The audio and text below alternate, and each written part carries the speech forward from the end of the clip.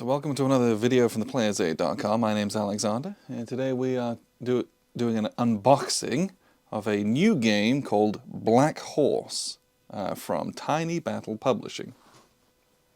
And this is a grand tactical World War III gone hot alternative history game that's designed by, and I'm very sorry about this, Arrigo Veliconia. I'm very sorry if I mispronounce your name. It is most likely that I did. So this is a little small box, small format game. I think this is like 17 by 11, probably. So it's a two-player hex encounter game, and let's just crack it open because we've played a few games from Tiny Battle Publishing, and they used to come in these really small little boxes. And this is a bit more of a sturdy box. You know, it's still a small box, but it's a bit sturdier than their old ones used to be, and it's also a bit bigger and larger. So I'm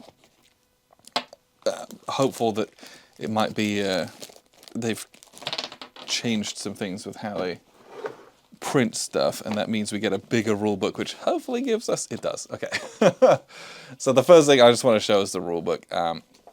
The rulebooks in some of the other games like tiny, and it's a very small text.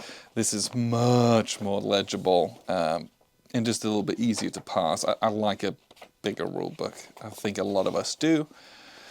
So the rules themselves, look, we've got about 35 odd pages in here. 2 columns, lots of text, but the text is pretty large and it's pretty well spaced. And let's see, that's all artillery, that's everything here, nice. So it's 25 pages of rules, because now we're getting into the scenarios, and there's a lot of them. Lots of different scenarios, all the setups and special rules for those. And then we have a good 3 or 4 pages of designer notes and things at the end.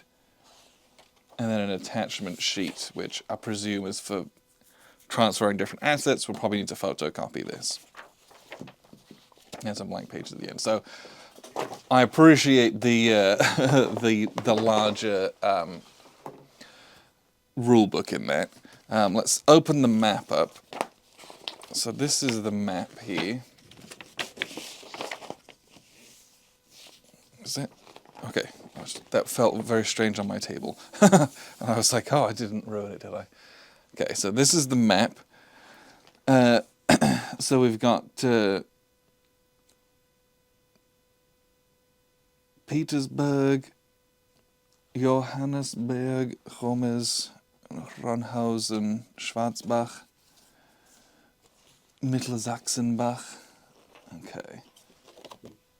In Fulda. So this is a lot of games in this that are doing the World War III do Fulda Gap. This is still Fulda Gap.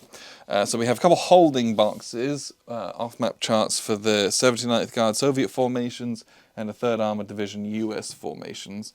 You'll also have a command track on here as well. 1, 2, 3, 4 green, 5, 6, 7, 8 yellow, 9, 10, 11, 12 orange, and then red ones down here as well. Same thing over here for the Soviets, although they've got this like red and pink going on.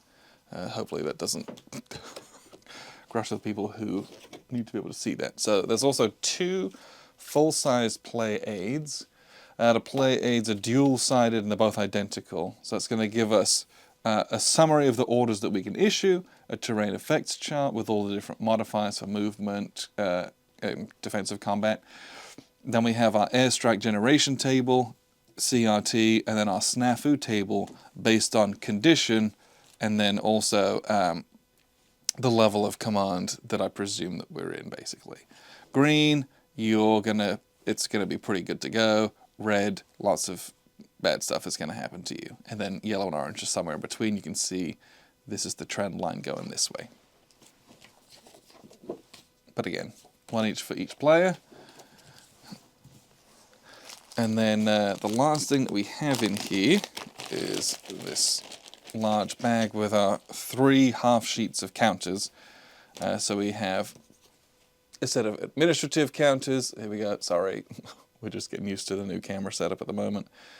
So we have our ICMs, intercontinental missiles going on, our engagement markers, disrupted markers, out of command markers, chem disorders, I presume that's chem attacks, anti-tank guided missiles, low, I presume that's, I presume that's an ammunition level, and then command markers for our different displays.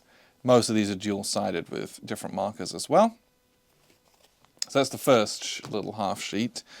And then the second one is all of the different Soviet echelons. And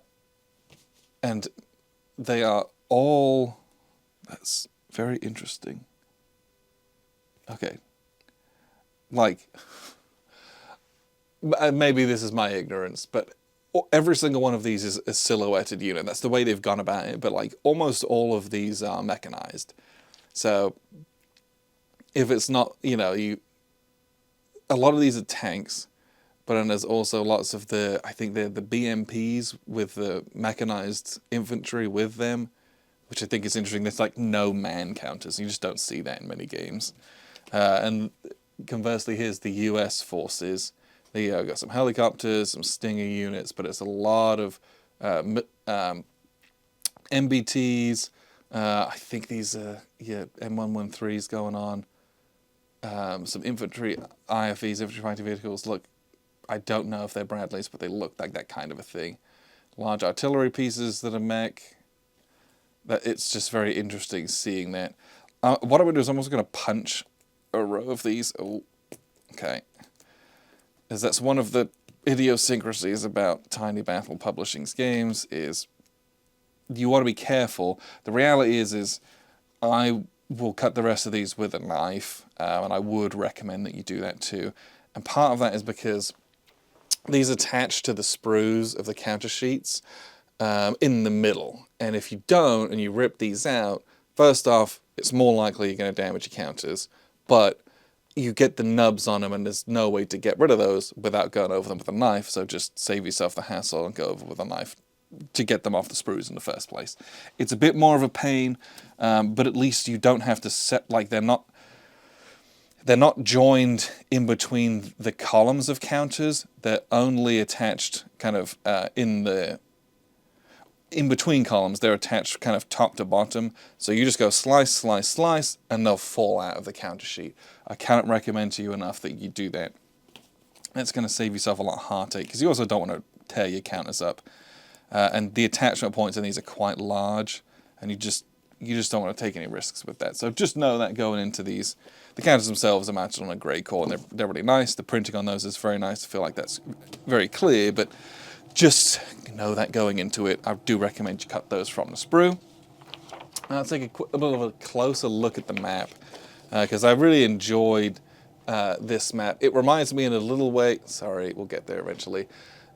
It reminds me a little bit of the kind of GTS style of map, and I say that mostly because of the numbering of the hexes and the clarity of the hexes. I feel like this is a eminently readable map.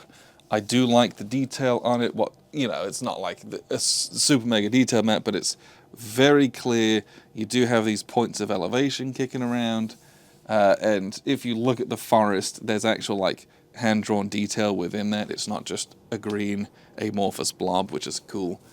But that's everything that you get in Blackhorse. This isn't pieces-wise and map-wise a large game voluminously, but you get yourself 20 pages of rules, and it looks like it's going to be a good time.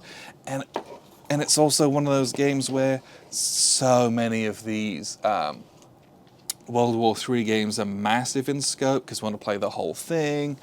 And this is just very focused, and we're going to do it all right here. And I appreciate that we have something like this that fits in that isn't like a 4-day commitment. So I'm looking forward to this one.